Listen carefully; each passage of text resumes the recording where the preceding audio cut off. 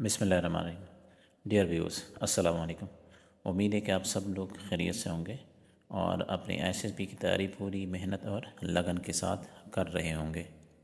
पिछली वीडियो में self description test यानी एसडीटी के बारे में तफसील से बताया था कि ये टेस्ट है क्या और आप अपनी खूबियों और ख़ामियों को कैसे पहचान और फिर लिख सकते हैं। इस टेस्ट से मुतालिक तमाम सब तफसीलात इस वीडियो में मौजूद हैं। अगर किसी ने ये वीडियो अभी तक नहीं देखी तो नीचे डिस्क्रिप्शन में दिए गए लिंक पर जाकर ज़रूर देख लें। लेडीज़ एंड जेंटलमैन, आज की वीडियो साइक टेस्ट सीरीज़ के आखिरी टेस्ट सिचुएशन रिएक्शन टेस्ट यानी एसआरटी के बारे में है। इस वीडियो में हम आपको पहले इस टेस्ट का इंट्रोडक्शन कराएंगे, फिर इसका पर्पस, इसके बाद इसका फॉर्मेट और स्ट्रक्चर बयान करेंगे, फिर इस टेस्ट के डूज़ एंड डोंट्स समझाएंगे और इसके बाद प्रो टिप्स और स्ट्रेटजीज़ पर बात करेंगे और आखिर में एसआरटी सिनेरियोज़ के कुछ मिसालें देकर समझाएंगे कि इसे प्रैक्टिकली करना कैसे है।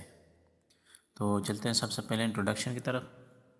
ये जो सिचुएशन रिएक्शन टेस्ट है जिसे एसआरटी भी कहा जाता है, ये एक साइकोलॉजिकल टेस्ट है एसएसबी का, जिसमें आप कैंडिडेट्स की जो ability to handle various real life situations को एवेलुएट किया जाता है और इसमें मुख्तलिफ़ क्वालिटीज़ देखी जाती हैं कैंडिडेट के अंदर, जिस तरह के decision making, problem solving, emotional stability, adaptability and leadership under pressure देखा जाता है। तो purpose of situation reaction test, इसमें बेसिकली कैंडिडेट की जो पर्सनैलिटी है, मैच्योरिटी है, उसकी कॉमन सेंस है और ability to respond logically and effectively, इसको गेज किया जाता है। साथ ही उसकी compatibility with the leadership qualities जो कि आर्म फोर्सेस में रिक्वायर्ड हैं वो भी असेस की जाती हैं इन्हीं की बुनियाद पर। फॉर्मेट ऑफ द टेस्ट, इस टेस्ट में बेसिकली आपको कुछ सिचुएशंस प्रेजेंट की जाती हैं शॉर्ट स्टेटमेंट्स की सूरत में और उन शॉर्ट स्टेटमेंट को आपने रिस्पॉन्ड करना होता है, आपने लिखना होता है कि आगे उस पर्टिकुलर सिचुएशन में आपने कैसे रिएक्ट करना है, कैसे रिस्पॉन्ड करना है हर सिनेरियो को। तो बेसिकली इसमें टोटल आपके पास आपको पाँच सिचुएशन दी जाती हैं और हर सिचुएशन को कंप्लीट करने के लिए आपके पास टोटल हर एक के लिए 2 मिनट्स का टाइम होता है। तो 5 सिचुएशन के लिए आपके पास टोटल 10 मिनट का टाइम होता है। तो अब चलते हैं डूज़ ऑफ एसआरटीज़ कि आपने इस सिचुएशन रिएक्शन टेस्ट में क्या करना है, क्या करना चाहिए आपको। तो सबसे पहला पॉइंट है रीड केयरफुली। सबसे पहले जो आपने ये करना है कि आपने जो सिचुएशन आपको दी गई है जिसको आपने रिस्पॉन्ड करना है उसको बहुत ही एहतियात के साथ और गौर व फिक्र के साथ आपने उसको पढ़ना है। आपके पास टोटल 2 मिनट का टाइम होता है, तो कम से कम आपको 30 से 40 सेकंड उसको केयरफुली रीड करना चाहिए। छोटा सा सेंटेंस होता है लेकिन आपने उसको समझना है। जब आप उसको सही समझेंगे तभी आप सही रिस्पॉन्ड करेंगे। नेक्स्ट पॉइंट है कि बी प्रैक्टिकल। आपका जो सोल्यूशन होगा जो उस सिनेरियो के लिहाज से होगा वो रियलिस्टिक होना चाहिए और वो आपके प्रॉब्लम सॉल्विंग स्किल्स को रिफ़्लेक्ट करने चाहिए। रियलिस्टिक से मुराद या प्रैक्टिकल से मुराद ये है कि वो कोई हवाई चीज़ ना हो, वो वाकई उसी तरह ही, चूँकि वो रियल लाइफ सिचुएशंस होती हैं तो जो रियलिस्टिक या प्रैक्टिकल उसका जवाब बनता है या रिस्पॉन्ड बनता है, हमने वही करना है। नेक्स्ट है कि यूज़ अवेलेबल रिसोर्सेज। ये बड़ी इंपॉर्टेंट बात है। अक्सर लोग जो ना इमेजिनरी लोग से शुरू हो जाते हैं कि अगर कहीं पे आपके पास कोई चीज़ नहीं है, फॉर एग्ज़ाम्पल कोई हेलीकॉप्टर नहीं है तो आप हेलीकॉप्टर तो छोड़ें, पूरे जहाज़ F-16 और F-7 तैयारे उड़ा लेते हैं वहाँ पे, हालांकि वहाँ पे वो आपको दिए नहीं गए थे। तो आपको जो भी सिचुएशन दी जाती है वो आपने उसी के मुताबिक ही करना है, उसी रिसोर्सेज को मद्देनज़र रख कर आपने उसका सलूशन निकालना है। ये एसएसबी के जितने भी टेस्ट हैं, ख्वाह वो साइकोलॉजिकल टेस्ट हैं या जीटीओ के टेस्ट हैं, उसमें आपने अवेलेबल रिसोर्सेज के मुताबिक ही उसको यूज़ करके ही सलूशन निकालना होता है। नेक्स्ट है बी कंसाइज। आपका जो रिस्पॉन्ड होगा तो वो ब्रीफ होना चाहिए लेकिन कम्प्रिहेंसिव होना चाहिए। बहुत ज़्यादा अननेसेसरी डिटेल्स नहीं दे और ना ही आपके पास इतना टाइम होगा, तो आपको कंसाइज रहना पड़ेगा और इस तरह के उस सिनेरियो के जितने भी एस्पेक्ट्स हैं वो सबको आपने कवर करना है, तो उस लिहाज से आपने कंसाइज रहना है। नेक्स्ट पॉइंट है मेंटेन लीजिबिलिटी। चूँकि ये आपने लिखना होता है तो आपकी जो मैन्युस्क्रिप्ट है, लिखाई जो है वो बहुत ही क्लियर होनी चाहिए, ताकि जो साइकोलॉजिस्ट है वो आपका ये रिस्पॉन्स को सही तरीके से पढ़ सके और समझ सके। ये भी एक इम्पॉर्टेंट चीज़ है। नेक्स्ट है डोंट स्किप क्वेश्चंस। आपने चूँकि 5 ही सिचुएशन होती है तो सब के सब आपने कंप्लीट करने हैं, अपना रिस्पॉन्स उसका लिखना है। अगर आप किसी को छोड़ते हैं तो इसका मतलब यह है कि आप रिस्पॉन्सिबल इंसान नहीं हैं, आप रिस्पॉन्सिबल बंदे नहीं हैं, या आप में थिंकिंग, लॉजिकल थिंकिंग की या प्रॉब्लम सॉल्विंग एबिलिटीज़ नहीं है। तो आपने किसी भी सवाल को या किसी भी सिचुएशन को खाली नहीं छोड़ना, सबको अकॉर्डिंगली रिस्पॉन्ड करना है। तो अब बात करते हैं don'ts of SRT, situation reaction test के। तो जो सबसे पहला पॉइंट है कि आपने अवॉइड वेग रिस्पॉन्सेस। जो भी आप रिस्पॉन्ड दें वो बहुत क्लियर होना चाहिए। आप उसमें एक्शन आपको जो है ना बहुत विजिबल और पावरफुल होना चाहिए। पावरफुल से मुराद ये है कि वाकई आपने वो काम किया। इस तरह के फ्रेजेस को आप अवॉइड करें, ना लिखें कि I will plan, I will find out वगैरह वगैरह। इसकी जगह पे आप कंक्रीट एक्शंस बड़े फ़िक्रे लिखें कि मैंने ये काम किया, ये स्टेप लिया। तो आपने इस तरह के फ़िक्रे लेने, मैं करूँगा या मैं ऐसे प्लान बनाऊँगा या मैं ये मालूम कर लूँगा, ये आपने बिल्कुल भी नहीं लिखना। नेक्स्ट है अवॉइड ओवर कॉम्प्लिकेशंस। आपने अपने रिस्पॉन्सेस को बहुत ही कॉम्प्लिकेट नहीं करना, इनको स्ट्रेट फॉरवर्ड रखें। जो मसला है आप उस मसले को सीधा सीधा हल करें। किस्से, कहानियाँ और इनडायरेक्ट अप्रोच को अवॉइड करें इस टेस्ट में। नेक्स्ट है नो ओवर कॉन्फिडेंस। आपने अनरियलिस्टिक या हीरोइक एक्शंस उसमें नहीं लिखने होते। जो रूटीन में जो हम काम करते हैं, मसाइल को हल करते हैं, सोल्यूशन निकालने, आपने रूटीन के मुताबिक करना है। ये जो है ना हीरोइक एक्शंस को आप अवॉइड करें।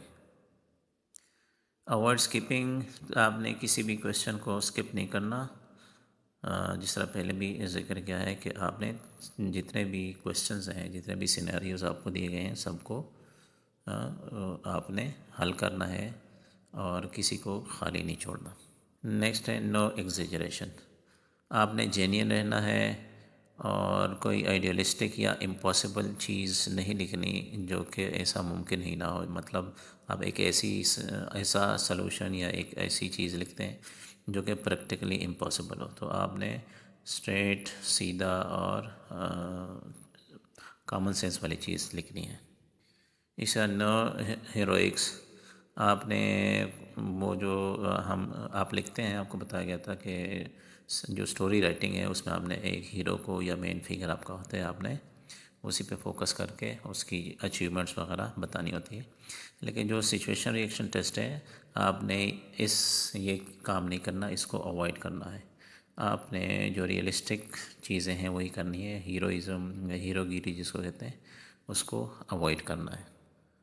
तो अब चलते हैं प्रो टिप्स की तरफ और स्ट्रेटजीज़ की तरफ कि आपने एक्चुअल में ये करना कैसे है।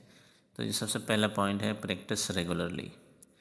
तो चूँकि ये रिटन टेस्ट है और शॉर्ट टाइम होता है, जब तक आप प्रैक्टिस नहीं करेंगे, फेमिलराइज अपने आप को नहीं करेंगे, अपने माइंड को और अपने लिखने की जो पावर है उसको सिंक नहीं करेंगे, तब तक आप में ना स्पीड आएगी और ना ही आपकी लिखाई में क्लैरिटी आएगी। तो स्पीड और क्लैरिटी होगी तो आप SRT जो सिचुएशन रिएक्शन टेस्ट है इसको आसानी के साथ कर लेंगे। नेक्स्ट है थिंक बिफोर राइटिंग। तो आपको जब भी सिचुएशन दी जाती है, हर सिचुएशन के 2 मिनट होते हैं, तो उसके कम से कम हमने 30-40 सेकेंड उसके ऊपर सोचना है, ताकि आपको वो सिचुएशन पूरे तरीके से उसका पता चल जाए। तो जब आपको पता चल जाएगा तो फिर आपको अकॉर्डिंगली उसको रिस्पॉन्ड कर सकते हैं। तो आपने डायरेक्टली शुरू नहीं करना, कम से कम 30-40 सेकंड के लिए आपने उस सिचुएशन पे सोचना है, गौर करना है, फ़िक्र करना है कि इसको मैं कैसे हल कर सकता हूँ। एक और इम्पॉर्टेंट पॉइंट है कि stay true to yourself. आपके जो भी रिस्पॉन्सेज होते हैं, जो भी आंसर्स होते हैं, वो आपकी जो पर्सनैलिटी है उसी को ही रिस्पॉन्ड करना चाहिए। इससे मुराद ये है कि आपने जो कहानी या जो इस चीज़ को मुकम्मल करना है, जो सिनेरियो को, जो प्रॉब्लम है उसको हल करना है, तो वो अपने लिहाज से ही करना है। कोई आर्टिफिशियलिटी या आपने कहीं पर रट्टे लगाए हुए हैं या किसी ने बताया है कि इस तरह के सिचुएशन में ये चीज़ें आपने लिखनी है, तो ऐसा काम बिल्कुल भी नहीं करना। तो जो आप समझते हैं या कॉमन लाइफ में, आम ज़िंदगी में आप जिस मसले को जिस तरह हल करना जानते हैं, समझते हैं, आपने उसको उसी तरह ही बताना है। आगे मैं एग्जांपल्स में बताऊंगा कि आपने प्रॉब्लम को या इस तरह के सिनेरियो को के साथ कैसे डील करना है। नेक्स्ट है प्रायोरिटाइज टास्क। अब अगर एक प्रॉब्लम है, उसके मल्टीपल इश्यूज़ हैं, तो सिनेरियो में, तो आपने उसको फर्स्ट इस तरह हैंडल करना है, उसको प्रायोरिटाइज़ करना है कि आपने जो मोस्ट अर्जेंट है इशू है उसको सबसे पहले हल करना है, और उसके बाद फिर आपने उसको इसी तरह प्रायोरिटी वाइज देनी है। और जो सबसे अर्जेंट काम है आपने सबसे पहले करना है। फॉर एग्ज़ाम्पल, आप अगर किसी सिचुएशन में कोई ज़ख्मी है, तो जो सबसे पहला काम बनता है तो वो है उसको फ़र्स्ट एड देना। तो सबसे पहले आप उसको फ़र्स्ट एड देंगे, उसके बाद फिर हेल्प के लिए चीज़ों को बुलाएंगे, पुलिस, एम्बुलेंस वगैरह। तो आपने इसी तरह प्रायोरिटाइज़ करना है। ऐसा ना हो कि आप जो है ना फ़र्स्ट एड देने के बजाय सबसे पहले पुलिस की तरफ जाएं या लोगों को आवाज़ें देना शुरू करें। ज़ाहिर है उसमें टाइम लगेगा, तो आपने सबसे पहले उसको फ़र्स्ट एड देनी है। तो आपने इसको इसी तरह मोस्ट अर्जेंट, क्योंकि जब तक आप उसको फ़र्स्ट एड नहीं देंगे वरना वो सर्वाइव ही नहीं करेगा, तो वो आपका मसला बन जाएगा। तो आपने इस तरीके से हर एक टास्क को प्रायोरिटाइज़ करना है और प्रायोरिटी के लिहाज से, अर्जेंसी के लिहाज से ही आपने उसका सोल्यूशन देना है। एक और इम्पॉर्टेंट चीज़ है कि आपने कंट्रडिक्शंस को अवॉइड करना है। आपके जितने भी रिस्पॉन्सेज हैं जिसमें आपके पर्सनैलिटी के एस्पेक्ट्स होते हैं, तो वो ज़ाहिर है आप जो भी सोल्यूशन निकालेंगे तो वो एक पर्सनैलिटी का, प्रॉब्लम सॉल्विंग का या इस तरह के दीगर आपके जो ट्रेड्स होते हैं वो उसी का इजहार ही होता है। तो आपने उसको उसी तरह ही रखते हैं जिस तरह आपने ओपीआई में या सिचुएशन, सॉरी, जो सेल्फ डिस्क्रिप्शन टेस्ट में आपने जो चीज़ें लिखी थी, वो आपने उसी के मुताबिक उसी को कॉन्ट्रडिक्ट नहीं करना। ऐसा ना हो कि एक जगह पे आपने एक चीज़ का इजहार किया हो और दूसरे टेस्ट में आप उसके अपोजिट जा रहे हो। तो आपने इसका ख़ास ख्याल करना है। और ये उस सूरत में होता है कि जब आप बने बनाए जुमले या बने बनाए रिस्पॉन्सेस जब लेके जाते हैं, तो आपने हर एक टेस्ट के लिए अलग अलग चीज़ें याद की होती हैं। तो जब आप अलग अलग चीज़ें वहाँ पे लिख लेते हैं, क्योंकि आपको तो स्पून फीडिंग कराई गई होती है, तो जब स्पून फीडिंग का नुकसान ये होता है कि आप अपने माइंड को यूज़ तो नहीं करते हैं, ना अपने तरफ से कुछ लिखते हैं, कॉन्सेप्ट बेस आपने स्टडी नहीं की होती है।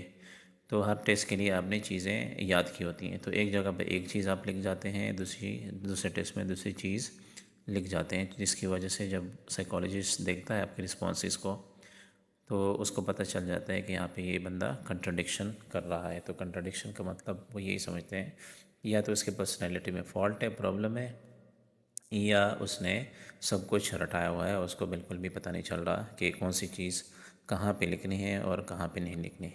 तो ये आपके लिए ख़तरनाक है। तो अब देखते हैं कुछ प्रैक्टिकल सिनेरियोज़, इसको हम हल करेंगे कि आपने इनको आपकी अप्रोच कैसे होनी चाहिए। ये बेसिकली एक सैम्पल के तौर पे आपकी अंडरस्टैंडिंग के लिए मैं इसको एग्जीक्यूट करूँगा, और आपके गाइडलाइन के तौर पे मैं आपको एक डायरेक्शन दूँगा। आपने इसको कॉपी नहीं करना, अपने हर सिचुएशन को अपने लिहाज से ही करना है, लेकिन मैं कुछ गाइडलाइंस दूँगा जो हमने डूज़ एंड डोंट्स पढ़े हैं या स्ट्रेटजीज़ कुछ बताई हैं, तो आपने अकॉर्डिंगली उसी को यूज़ करके ही ये करना है। तो चलते हैं पहले सिनेरियो या पहले एग्जांपल की तरफ। तो पहले सिचुएशन ये है कि he boarded a wrong train whereas his train was on a different platform, he dash dash dash. अब यहाँ पे आपको एक प्रॉब्लम दिया गया है। वो प्रॉब्लम ये है कि इस इंडिविजुअल ने एक गलत ट्रेन पे वो सवार हो गया, जबकि उसकी ट्रेन जो थी वो अलग से दूसरे डिफरेंट प्लेटफॉर्म के ऊपर खड़ी थी। तो अब इसका रिस्पांस अगर कोई जहन में ये बनाता है, फॉर एग्ज़ाम्पल एक बंदे ने सोचा कि वो नेक्स्ट स्टेशन पे उतर के दुरुस्त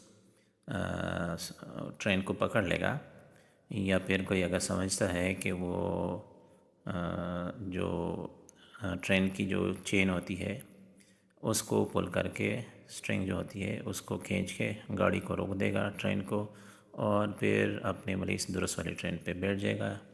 या फॉर एग्ज़ाम्पल कोई ये सोचे कि उसको शाउट करना चाहिए, हेल्प के लिए लोगों को बुलाना चाहिए ताकि लोगों को पता चले, और इस तरह वो ट्रेन से उतर जाएगा और दुरुस्त ट्रेन को पकड़ लेगा।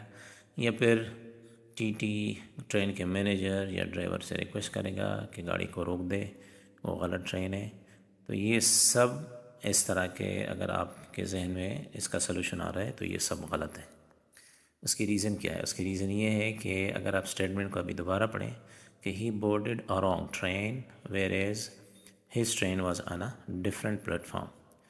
तो ये एक सिंपल सी बात है कि वो गलत ट्रेन पे बैठ गया जबकि उसकी ट्रेन दूसरी प्लेटफॉर्म के ऊपर थी।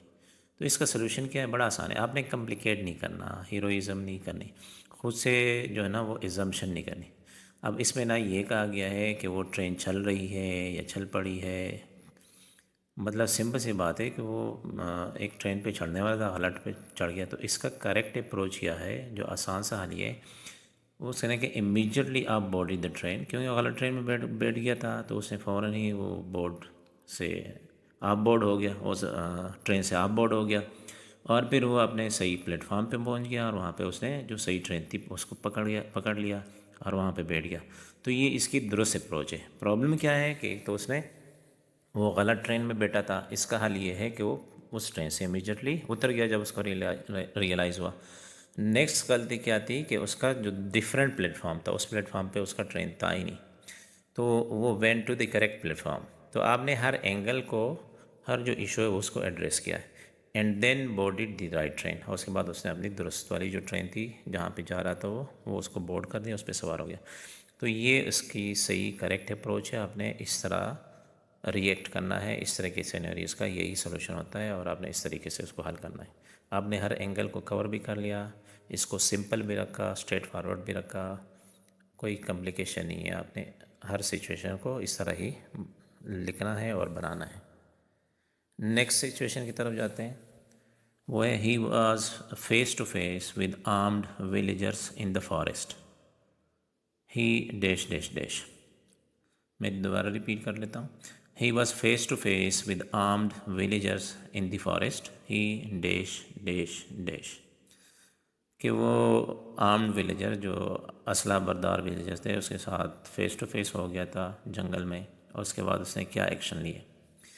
तो इसमें भी, सूरत हाल में भी, अगर किसी कैंडिडेट के जहन में ये हल आता है कि ही फॉट विद ब्रेवरी और उसने सबको मार दिया, भगा दिया, ये कर दिया, वो कर दिया, या अगर कोई कहते हैं वो फ़ौरन ज़मीन पर लेट गया, या उसने पुलिस को इन्फॉर्म कर दिया, या लोगों से मदद ली, तो ये सारे अप्रोचेज़ गलत हैं, ये सारे नेगेटिव अप्रोचेज़ हैं। क्यों? इसकी वजह यह है कि बड़ी सिंपल सी स्टेटमेंट है कि he was face to face with arm villagers in the forest. कि वो जंगल में उसको आर्म विलेजर्स मिले, उसके साथ फेस टू फेस, मतलब वो अपोजिट डायरेक्शन में आ रहे थे। ये इसका मतलब नहीं है कि वो कोई वहाँ पे वो डाकू थे या कुछ था, मतलब विलेजर्स थे। और अगर कोई फॉरेस्ट में, जंगल में कोई विलेजर्स हैं तो ज़ाहिर उनके पास असला होगा ताकि जंगली जानवरों से वो बचे रहें। तो एक सिंपल सी बात है, मतलब इसमें कोई कॉम्प्लिकेशन नहीं है, कोई परेशानी, कोई हैरानगी वाली बात नहीं है। तो वो भी जा रहा था उस जंगल में, वो रास्ते में, और वो विलेजर्स भी चल रहे थे। कोई रास्ता होता है ना, जो एक गांव से दूसरे गांव अगर दरमियान में जंगल पड़ता है तो रास्ते होते हैं, तो उस रास्ते में लोग आते जाते रहते हैं। तो जो जंगली जानवर है उससे बचने के लिए एक हाथ के पास हो सकते हैं आर्म्ड, बंदूकें वगैरह भी हो लोग रखते हैं गाँव। तो ये कॉमन सी बात है हमारे जो पाकिस्तान के लिहाज से जो सिनेरियो हैं, हमारे जो गांव देहात में होते हैं वहाँ पे लोग असला अपनी हिफाजत के लिए ख़ुद रखते हैं, पर्टिकुलर जंगलों में और गांव देहात में। ये कॉमन सी बात है, तो आपने इसको कॉम्प्लिकेट नहीं करना। तो इसका सिंपल सा सोल्यूशन ये है, ये बनेगा कि he exchange pleasantries and then moved ahead. उसके साथ उसने अलग से अलग क्या खैरियत पूछी। ज़ाहिर है वो विलेजर्स थे तो वो भी उस जंगल में इसलिए था कि वो भी उसी गांव का था, या जानने वाले थे दूसरे गांव का था, वो भी उस रास्ते को यूज़ कर रहा था। तो इसने ही जो था उसने उसके साथ अलग से अलग किया, खुश अखलाक़ी के साथ, और देन मूव अहेड।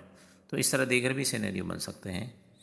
लेकिन ये एक बहुत ही सिंपल सा इसका रिस्पॉन्ड है और रिस्पॉन्स बनेगा और बड़ा बेहतरीन रिस्पॉन्स है, इसमें कोई नेगेटिविटी नहीं है। आपने हर चीज़ को जंग व जदल, फौज, पुलिस, मारदाड़ उसकी तरफ नहीं लेके जानी। जो चीज़ एक आम लाइफ में पॉसिबल है, मुमकिन है, होती है, तो आपने उसको उसी तरह ही उसका हल निकालना है। तो ये इतना सिंपल सा इस तरह इसका सलूशन बनेगा और बेहतरीन सलूशन या रिस्पॉन्स इस तरह बनेगा। नेक्स्ट सिनेरियो देख लेते हैं। It was your last ISSB attempt. Before attending the ISSB you met with an accident. You will, repeat कर लेता हूँ। It was your last ISSB attempt. Before attending the ISSB you met with an accident. You will.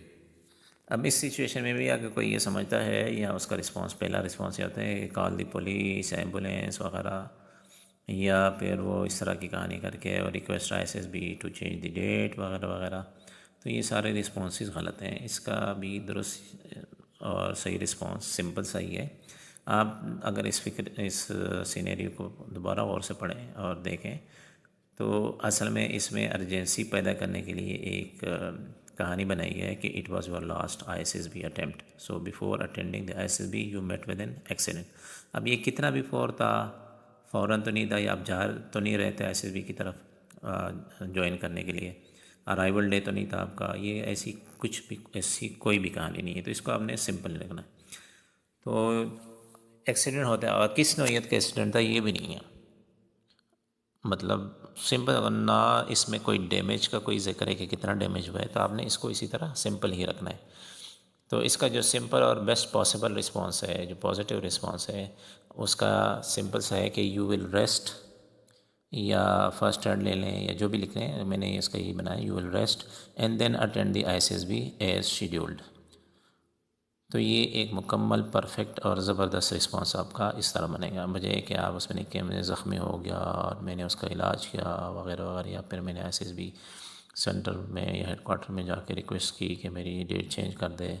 और लंबी कहानी लिखने की कोई ज़रूरत नहीं है, ना अपने आप को ज़ख्मी करने या मारने की ज़रूरत है।